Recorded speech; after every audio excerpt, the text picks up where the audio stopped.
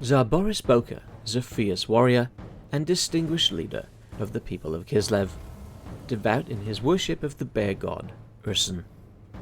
In Warhammer 3, he is an unlockable legendary lord, who has the ability to boost Bear Cavalry in much the same way that his daughter, Tzarina Katerin, can boost the Ice Guard. In today's video, we're going to look at how to get the best out of your Bear Cavalry, what skills, traits, technologies, and other things can buff them, and then how to reduce their upkeep significantly. Bear Cavalry usually cost an arm and a leg in upkeep, at a whopping 400 gold per turn. But what do you get for that cost? Well, you get a monstrous cavalry with a high armor of 95, a decent speed at 75, some solid leadership at 70, and good melee attack with 46 and a weapon strength of 110, which consists of armor piercing damage of 77 and a bonus versus large of 23. Apart from the armor, their defense is lacking, with their melee defense at only 32 and no physical or missile resistance to speak of. Their charge, which is always important for cavalry, is also somewhat underwhelming at only 38. On the whole, I would not rate them as highly as the Ice Guard, who have the added benefit of their ranged attacks. But Tzar Boris can't really buff the Ice Guard like Katerin is able to, so he must make do. So what options are open to us to reduce the upkeep and increase the viability of the Bear Cavalry? If you are planning on a bear-focused army, then Tzar Boris, with his 50% reduction on the upkeep of Bear Cavalry, is your best bet. This alone takes the upkeep to a more manageable 200 gold per turn.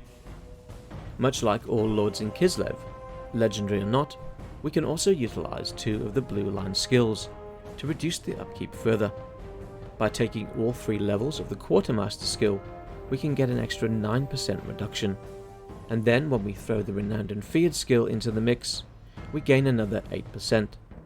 This will see our upkeep reduction for Bear Cavalry reach 67%, with a gold per turn of 132, a much more reasonable proposition.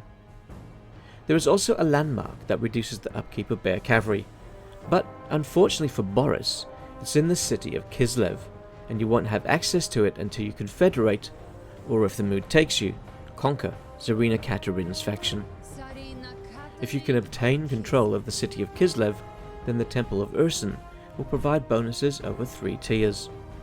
The lowest tier provides 3% upkeep reduction, the middle tier doubles that to 6, and the final tier gives 10% upkeep reduction to your Bear Cavalry. This will take the total upkeep reduction for Bear Cavalry to 77% and a cost per turn of 92.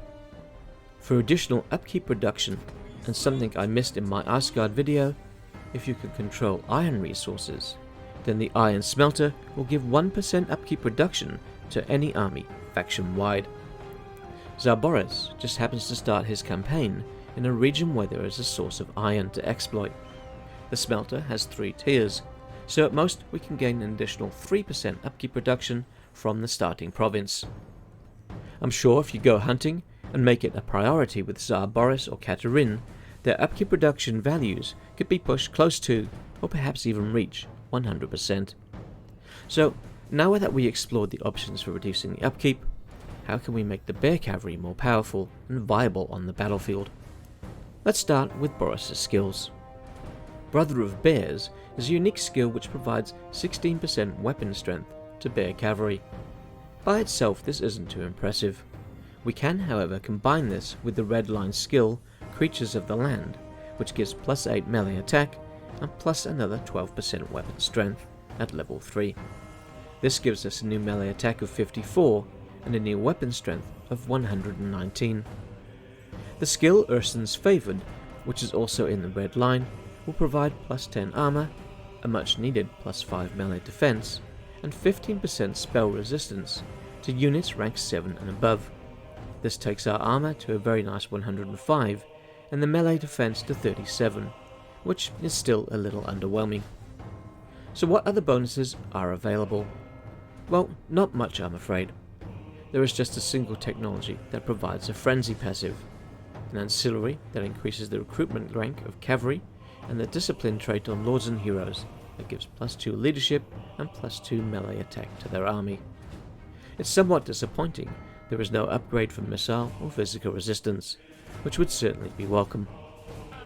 With Ice Guard, the Frost Maidens provided quite a few buffs, but for Bear Cavalry, the Cavalry Focus trait, which will provide 10% to your charge bonus, is the only one available, and while this stacks, it's such a small bonus as to not really be worth it. So what's a good army composition for Tzar Boris? Is it worth stacking Bear Cavalry? Well, I'm not so sure it is, at least on paper. If you were to go all Cav, Tzar Boris and a few heroes, I think the lack of range would really hurt. So what can be done to remedy that? Well, I'd probably throw in some ranged, and in this case, it would be a couple of little Groms. You see, the Frost Maidens also have a trait called Artillerist, which gives 30% upkeep reduction to little Grom units. So if you can bag yourself a couple of Frost Maidens who have both the Artillerist and the Cavalry Focus traits, that might well be worth it, if you were to add say 3 or 4 little Groms. That gives you the range you really need, and it also gives you that extra little bit of charge bonus. In my next focus video, we will take a look at how to boost one of the units from Grand Cathay. Until then, I'd like to thank you for watching. Hopefully you enjoyed the video and will leave a like, a comment, or even subscribe. This video was brought to you by my patrons, thanks to Hot Apple Pie and Solarith Magnetar. If you'd also like to contribute to the channel, why not check out my Patreon? As an alternative, you can also now become a member here on YouTube. If you have not yet purchased Warhammer 3 and would like to help out the channel, there is a link in the description below, which was provided to me by Creative Assembly. I will receive a percentage of any purchase of Warhammer 3 made through that link. Finally, I'd like to thank Creative Assembly for allowing me early access to Warhammer 3. I'm Great Tiger, thanks for watching, and I'll see you in the next video.